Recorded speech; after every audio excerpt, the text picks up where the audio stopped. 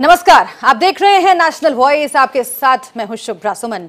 UP में गठबंधन का मायाजाल बनने की सब तैयारियां पूरी हो चुकी हैं। हमारा इसे मायाजाल कहना सिर्फ भाषाई रचनात्मकता के तौर पर देखा जाए, क्योंकि ठीक संभावना के मुताबिक गठबंधन का पूरा ताना बाना बसपा सुप्रीमो मायावती के जन्मदिन के इर्द गिर्द बना गया है। जाहिर है बातचीत का दौर चल रहा था, लेकिन अंतिम ऐलान मायावती के जन्मदिन से 2 दिन पहले हुआ और आज अपने जन्मदिन के मौके पर बसपा सुप्रीमो मायावती फिर से एक बार प्रेस के सामने आई और उन्होंने कहा कि गठबंधन से हमने बीजेपी की नींद उड़ा दी है। माया ने इस बात पर जोर दिया कि यूपी ही तय करता है कि देश में किसकी सरकार बनेगी और इस लिहाज से इस गठबंधन के सियासी मायने बहुत अहम हैं। मायावती ने सार्वजनिक मंच से सपा बसपा कार्यकर्ताओं से एकजुट होकर लड़ने की अपील की। पुराने गिले शिकवे भुलाकर गठबंधन को ऐतिहासिक जीत दिलाने की मंशा जताई। इसमें कोई दो राय नहीं है कि गठबंधन के ऐलान के बाद से ही उत्तर प्रदेश की दोनों महत्वपूर्ण क्षेत्रीय पार्टियों को आत्मविश्वास से भरपूर देखा जा रहा है। उनका आत्मविश्वास कई गुना बढ़ गया है और दोनों पार्टियां एक दूसरे के साथ को लेकर गंभीर भी हैं। ये बात तब भी साबित हुई थी जब मीडिया से बातचीत के दरमियान सपा प्रमुख अखिलेश यादव अपने कार्यकर्ताओं से मुखातिब हुए थे और कहा था कि मायावती का अपमान उनका अपमान है, ये समाजवादी याद रखें। तो क्या उत्तर प्रदेश में क्षेत्रीय पार्टियों की राजनीति का ये नया दौर है? 25 साल पहले के दौर को याद करके ये सवाल पूछा जा सकता है कि जिस तरह तब ये साथ बीजेपी को महंगा पड़ गया था, उसी तरह क्या 2019 में इतिहास खुद को दोहरा पाएगा? क्योंकि राजनीति में आत्मविश्वास से भी कहीं ज्यादा अहम होते हैं सियासी समीकरण, और ये समीकरण सीधे सीधे जुड़े हैं उत्तर प्रदेश की जनता के सियासी मूड से। इन्हीं समीकरणों और सियासी मूड को हम समझने की कोशिश करेंगे अगले 1 घंटे में।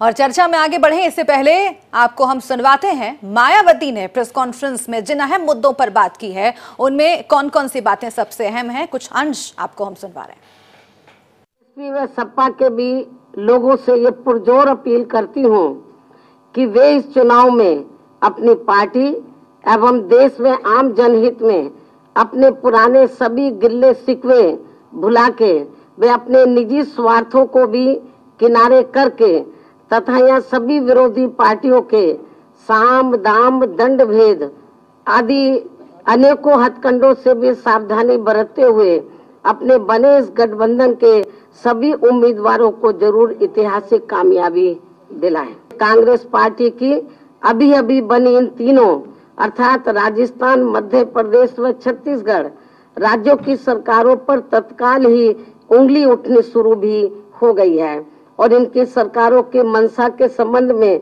वहाँ पहला सवाल ये उठ खड़ा हुआ है कि कांग्रेस पार्टी की यहाँ बनी इन नई सरकारों ने किसानों की कर्ज माफी की सीमा दिनांक 31 मार्च 2018 की यानी कि 9 महीने पहले की तिथि क्यों निर्धारित की गई है। अर्थात इन्होंने ये सीमा दिनांक 17 दिसंबर सन 2018 की जब इनकी नई सरकार बनी है तब तक की कर्ज माफी की सीमा क्यों नहीं रखी गई है। किसान लोग केवल सरकारी व सहकारी बैंकों आदि से ही कर्जा लेते हैं, तो उनके मात्र थोड़े से कर्ज को माफ करने से इनको पूरे तौर से कर्ज से मुक्ति मिलने वाली नहीं है। भी अधिकांश यही प्रदेश ये भी तय करता है कि केंद्र में किसकी सरकार बनेगी और कौन देश का प्रधानमंत्री बने। और ये पूरा खेल जो है ये वोट परसेंटेज का है और इसीलिए आपको बताएं कि सबसे महत्वपूर्ण यही है कि क्या सपा का वोट बसपा को ट्रांसफर होगा, क्या बसपा का वोट सपा को ट्रांसफर होगा। इसे समझने के लिए जो पहले के चुनाव हैं, विधानसभा चुनाव खास तौर से, उनके जो नतीजे हैं और उनमें जो वोट परसेंटेज रहा है उसे देखना और समझना बहुत जरूरी है। आप इस टैली पर नजर डालिए। 2007 से लेकर हम चल रहे हैं। बसपा को 30.43% वोट तब मिले थे और सपा को 25.43% मिले थे, बीजेपी को 16.9% मिले थे, कांग्रेस को 8.61% मिले थे। अब 2012 को भी आप देख लीजिए 2012 का जो आंकड़ा है वो भी जब आपकी स्क्रीन पर आप देख पाएंगे, 25.91% बसपा को मिले थे, सपा को 29.13%, बीजेपी के खाते में सिर्फ 15% वोट उस वक्त आया था और कांग्रेस को 11.65% वोट मिले थे। अब साल 2017 का आंकड़ा एक एक करके हम आपको दिखा रहे हैं ताकि आप सरसरी निगाह इस पर डालते जाइए।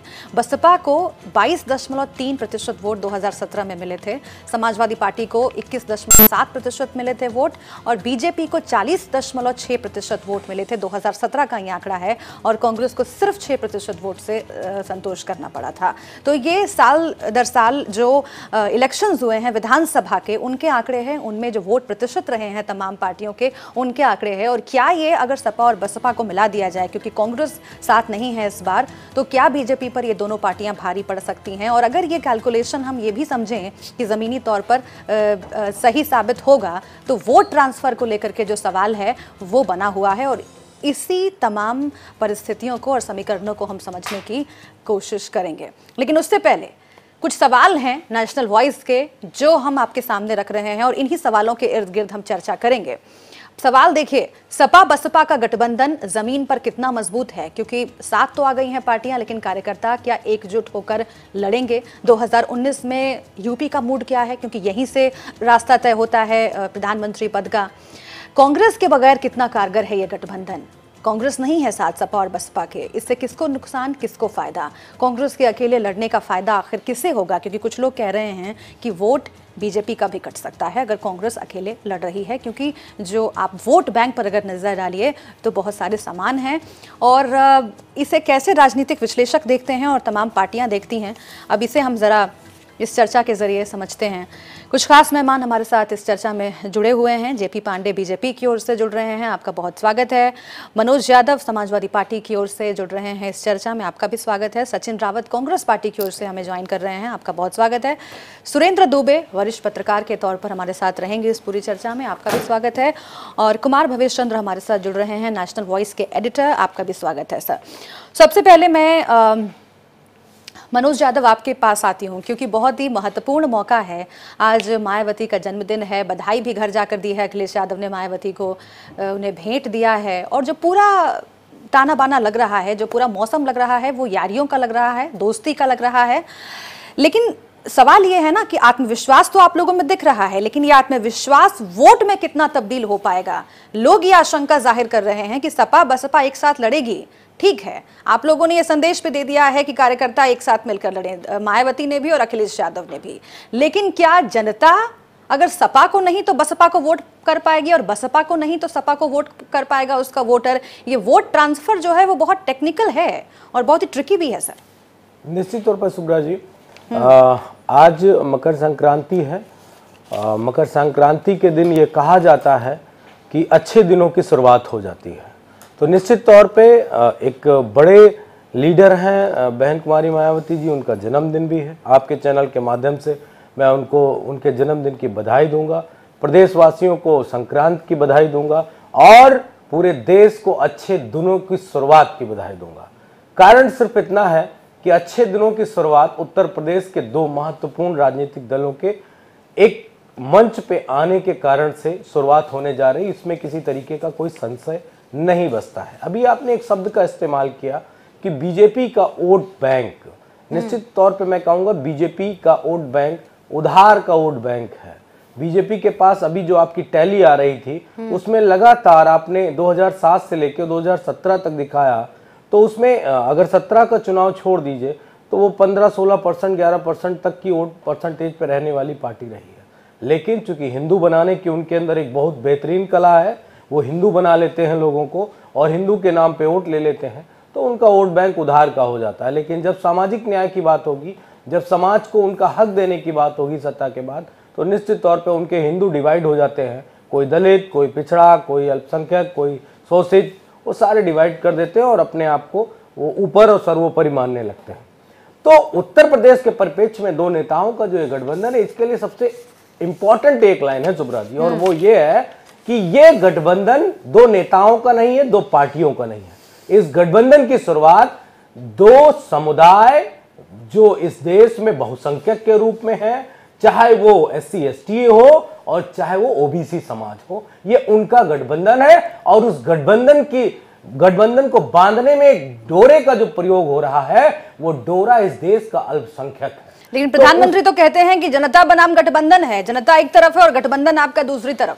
ये किसका कथन है? प्रधानमंत्री नरेंद्र मोदी। मोदी साहब बहुत कुछ भूल चुके हैं और मैं बॉडी लैंग्वेज एक्सपर्ट नहीं हूं, लेकिन इतना तो मैं समझ सकता हूं कि मोदी जी की अब वो भाव भंगिमा अब नहीं रही जो 14 के समय थी, 14 के बाद थी। और अब निश्चित तौर पे गठबंधन के बाद अमित शाह जी और उनके चेहरे पे वो सिकन्स देखने को मिलती हैं, जिन सिकन्स से एक आसानी से एक बैठा एंकर, एक कोई नॉर्मल व्यक्ति भी समझ सकता है कि वो परेशान है। और परेशानी में इंसान निश्चित रूप से कोई बेहतर शब्द का इस्तेमाल और बेहतर लाइन नहीं बोल सकता। ठीक है, ये बात आज मायावती ने भी कही है, जेपी पांडे जी, कि बीजेपी की नींद उड़ गई है जब से इस गठबंधन का ऐलान हुआ है। अखिलेश यादव भी लगातार ये कहते रहे हैं कि जैसे ही हम लोगों ने बैठकें शुरू की, आप लोगों ने CBI के साथ गठबंधन कर लिया।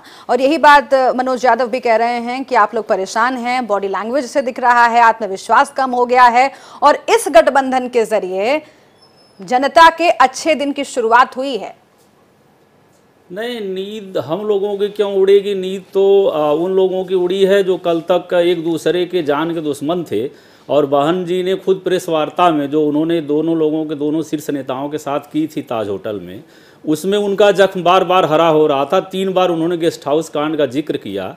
तो जाहिर सी बात है कि नींद किसकी उड़ी है ये क्लियर है। और हमारे विद्वान प्रवक्ता जो कह रहे थे कि इनके भाजपा के वोट बैंक की बात कर रहे थे, सामाजिक न्याय का भी नाम ले रहे थे, तो रियल में उधार मोदी जी लिए हैं या उधार सपा ने लिया है? चूंकि एडिटर साहब भी बैठे हैं, तो ये पत्रकार जी हैं, बड़े वरिष्ठ हैं, सबको मालूम है कि ये सपा की जो फसल है ये 1977 से पैदा हुई थी। और 77 में डॉक्टर लोहिया, JP नारायणन, कर्पूरी ठाकुर, पूरा चेन थी। लालू जी, मुलायम जी तब छात्र थे, तो वो एक नारा देते थे कि डॉक्टर लोहिया बांधे गांठ, पिछड़ा पावे 100 में 60। तो वो आंदोलन चला था पिछड़ों के लिए, सामाजिक न्याय का। किसान भी उसमें शामिल था, स्वाभाविक रूप से पिछड़े किसान थे। लेकिन जब इनको सत्ता मिली, सुब्रा जी, लालू जी को बिहार में, मुलायम जी को यहाँ, तो इन्होंने जो निर्लज्ज वंशवाद और भ्रष्टाचार चलाया, उसी के कारण आज जो सामाजिक न्याय में पिछड़े हैं, तब इनके मुलायम जी के साथ बेनी प्रसाद जी थे। बेनी प्रसाद प्रतीक थे पटेल कुर्मी वोट का, तब अपना दल था। तब राजभर जाति रिकॉग्नाइज थी, तब निषाद दल में थे। मैं कितना नाम गिना दूं। तो पिछड़ा एक समूह है और वो समूह आज उनकी चेतना एक दल में कन्वर्ट हो गई है। तो ये 93 के दौर में न बहन जी हैं और न अखिलेश जी हैं, ये शहजादे हैं खुद। अब तो पिछड़ा शीर्ष नेतृत्व पे बैठा है। ठीक है, मतलब मोदी जी भी पिछड़े हैं और मतलब अति पिछड़े हैं। तो ये सामाजिक न्याय की बात करते हुए भूल गए थे। और रियलिटी ये है कि ये इनका कैसा गठबंधन है जो भाजपा को शत्रु मानते हैं। कांग्रेस के लिए कोई सीट नहीं है, अन्य दलों के लिए सीट नहीं है। तो ये रियल में, हाँ, एक बात जो आप कह रही थी कि ये दिन बड़ा बढ़िया चुना गया, क्योंकि वो दलित से दौलत की बेटी बन गई हैं और दौलत की बेटी खुद ये लोग कहते रहे। मैं आऊंगी आपके पास मनोज यादव जी, लेकिन एक सवाल मेरा सर आपसे है, जो सूत्रों से पता चला है कि 5 करोड़ से 15 करोड़ की बोली लगाने का ये सब कवायद। एक मेरा सवाल आपसे है, मैं मनोज यादव के पास जाऊंगी, आप जवाब देना चाह रहे हैं, लेकिन सवाल JP पांडे ये है कि आपने इतिहास की बात की और 70 के दशक की बात की, लेकिन बीच का एक वक्त आप शायद भूल गए जिसका जिक्र बार बार हो रहा है। जब ये गठबंधन का ऐलान हुआ है, मंडल दौर की राजनीति जब चल रही थी, उस वक्त भी सपा और बसपा एक साथ आए थे। मुलायम सिंह यादव का उदय हुआ था और कांशीराम का उदय हुआ था। और उस वक्त बाबरी विध्वंस के बाद भी, इस इतनी बड़ी घटना के बावजूद भी बीजेपी खुद को साबित नहीं कर पाई थी और बहुत नुकसान पहुंचाया था इस गठबंधन ने आप लोगों को। ये तो गठबंधन ही अमर सिंह का है, मुलायम को जेल भेजने के लिए मुलायम का मुकदमा वापस नहीं हुआ। मुलायम खुद किसको आशीर्वाद देंगे इस बदले हालात में? अगर गेस्ट हाउस का जिक्र हो रहा तो उनको पहले सुलहनामा करवा के आना चाहिए था मंच पे। तो मुलायम सिंह तो खुद शिवपाल जी के साथ जाने वाले हैं। अब चूंकि आप सोचिए उन पे मुकदमा वापस नहीं हुआ, कैसा सुलहनामा, कैसा याराना है जो शीर्ष नेतृत्व को अपमानित कर रहा। अच्छा सुरेंद्र दुबे जी, ये गेस्ट हाउस कांड का बार बार जिक्र हो रहा है और मायावती ने उस प्रेस कॉन्फ्रेंस में भी ये बात कही कि गेस्ट हाउस कांड को भूल करके हम आगे बढ़ रहे हैं इस गठबंधन की दिशा में, क्योंकि देश हित यही है। जो JP पांडे कह रहे हैं कि वो दर्द था उनका जो छलक रहा था, या फिर इसे किसी और तरीके से देखा जाना चाहिए? देखिए, दर्द तो मायावती का है और राजनीति में बहुत से दर्द नेता भूलते हैं, वो राजनीति का एक चरित्र है। 2 जून की वजह से बहुत अरसे तक, और इसमें बेसिक कारण क्या है, अगर मुलायम सिंह अभी सपा के अध्यक्ष होते तो ये समझौता नहीं होता, क्योंकि वो घटनाक्रम से हट गए हैं और पार्टी के राष्ट्रीय अध्यक्ष अखिलेश यादव हैं और मुलायम सिंह एक तरह से अब ना के बराबर है पार्टी में, तो इसलिए समझौता हो गया। आ रही हूं मनोज जी। ठीक। दूसरी बात ये क्या है कि देखिए, राजनीति में एक दूसरे को कहना सुनना, मारपीट होना, झगड़ा होना, बहुत से उदाहरण हम दे सकते हैं, लेकिन जब आगे बढ़ना होता है, पॉलिटिकल एक दृश्य सामने होता है, तो इसको नेता भुलाते हैं, इन्होंने भी भुला दिया। और उस दिन देखे, इसीलिए सबसे बड़ी बात क्या की कि कहीं इस बात को सही ढंग से न समझे लोग, इसीलिए अखिलेश यादव ने उस दिन अपनी प्रेस कॉन्फ्रेंस में कहा, जिस दिन गठबंधन घोषणा हुई, कि मायावती का सम्मान मेरा सम्मान है। ये एक मैसेज देना था उनको कि भाई देखिए, आप लोग पिछली बातों को ध्यान मत करिए, हम दोनों साथ आ गए हैं और साथ रह के आगे चलना है। अब देखिए, पॉलिटिकल घटनाक्रम में एक बड़ी घटना तो है सपा बसपा का मिलना, 2 बड़ी ताकतें हैं, बैकवर्ड और दलित टोटल यूनाइट हो गए। अब जो दलित का वोट पिछले चुनाव में इनको बीजेपी को मिला, निश्चित है उसमें टूट होगी। बैकवर्ड भी उस ढंग से नहीं मिला, लेकिन दलित तो कहा जाता है इनको काफ़ी मिला इस बार। तो ये, और इसीलिए अब देखें कि एक तरफ यहाँ गठबंधन की घोषणा हो रही थी, उस दिन दिल्ली में बीजेपी का पार्षदों का सम्मेलन चल रहा था, और आप देखें नरेंद्र मोदी से लेकर कोई बड़ा वक्ता वहाँ ऐसा नहीं बचा। नरेंद्र मोदी हो, जेटली हो, अमित शाह, सबने इस गठबंधन की चर्चा की और ये कहा है कि बिला वजह का गठबंधन है, जातिवादी गठबंधन है। शाम तक फिर सांप नेवला आ गए सामने, जो अब राजनीति में आने लग गए, पहले नहीं आते थे। तो अब वो सांप नेवला बने या जैसे बने, 2 लोग अगर एक घर में घुसकर रहने को तैयार हैं और अगर पड़ोसी को चिंता है कि ये 2 क्यों आ गए, तो जाहिर उनको डर तो है कहीं मन में कि ये 2 एक साथ कैसे आ गए और मैं यहाँ हूँ। हालांकि इनके पास भी कई लोग हैं, अब इनके पास सांप नेवला हो सकता ना हो, गिलहरी हो, कुछ और हो, पता नहीं क्या है, लेकिन चिंतित तो है, ये सियासत का स्वरूप है। हाँ, ठीक है। तो ये सवाल मैं लेकर जाऊंगी जेपी पांडे जी के पास, क्योंकि नरेंद्र मोदी ने खुद जिक्र किया इसका और ये कहा कि अगर बीजेपी ने काम ही नहीं किया है तो क्यों ये तमाम पार्टियां एक साथ आ रही हैं। ये सवाल मैं पूछूंगी, लेकिन उससे पहले सचिन रावत, मैं आपका रुख करती हूं। कांग्रेस किस आत्मविश्वास से ये कह रही है कि वो अच्छा प्रदर्शन करेगी, क्योंकि गणित यही कहता है और हकीकत यही कहती है, अगर आप प्रैक्टिकल होकर सोचें तो या तो आप अच्छा परफॉर्म करेंगे या फिर ये गठबंधन अच्छा परफॉर्म करेगा। अगर आप अच्छा परफॉर्म करेंगे, इसका मतलब ये है कि ये जो गठबंधन बन रहा है, सपा बसपा जो आगे एक साथ मिलकर चल रही है, वो तो फेल हो जाएंगे। आप ये कहना चाहते हैं?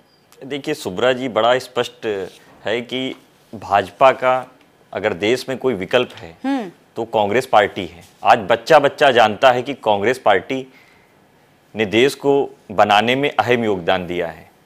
तो इसका सीधा उदाहरण यही है कि भाजपा के सामने हम लोग हैं और हम लोग पूरी तरीके चुनाव में तैयारी कर रहे हैं 80 सीटों के लिए। पूरे देश में आदरणीय श्री राहुल गांधी जी लगातार किसानों की, नौजवानों की, महिला सशक्तिकरण की आवाज़ उठाते आ रहे हैं। 3 राज्यों ने हमें अपना जनमत दिया और 3 राज्यों ने हमें ताकत दी, 3 राज्यों ने हमें जिताया, 3 राज्यों में हमारी सरकार बनी। हम लोगों का गठबंधन इससे पहले बातचीत हो रही थी और आखिरकार गठबंधन समाजवादी और बहुजन समाजवादी पार्टी का हुआ। हम उनको शुभकामनाएं देते हैं। देश हित में जो भी गठबंधन अगर बन रहा है उनका, तो मैं उसके लिए शुभकामनाएं देता हूँ, क्योंकि अगर आज देश के सामने महत्वपूर्ण चुनाव दे रहे हैं ना, क्योंकि अंदर अंदर तो आप ये गुलाम नबी आजाद कह रहे हैं कि बहुत अच्छा परफॉर्म करेंगे, 40, 45, 50 वो तमाम आंकड़े गिनवा रहे थे, तो फिर शुभकामनाएं तो ऊपर मन से दे रहे हैं आप। नहीं, शुभकामनाएं तो सबको देने का हक है, किसी को भी। मैं तो आपके चैनल पे के माध्यम से मायावती जी को जन्मदिन की ढेर सारी शुभकामनाएं देता हूं कि वो भी भगवान करे वो दीर्घायु रहें।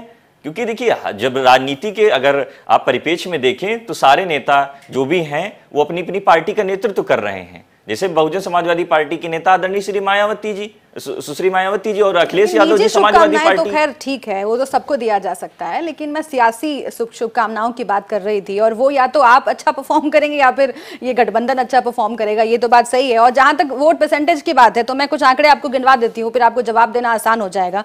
1984 के बाद सर, 1984 में 51.03% कांग्रेस का आंकड़ा था। उसके बाद आप लोग कैसे फिसले हैं उत्तर प्रदेश में और संभल नहीं पाए हैं, ये भी आप देख लीजिए। 31.77, 18.02, 8.14, ये लोकसभा चुनाव में आपका जो वोट परसेंटेज है वो मैं गिनवा रही हूं। और उससे ही समझ आता है कि अगर आप लोग ये कहते हैं कि बहुत कोई अप्रत्याशित बात होने वाली है, तो आखिर वो कैसे होगा, इसका जवाब भी आपको देना पड़ेगा, और कैसे आप लोग इसकी तैयारी कर रहे हैं वो जमीन पर भी दिखना चाहिए।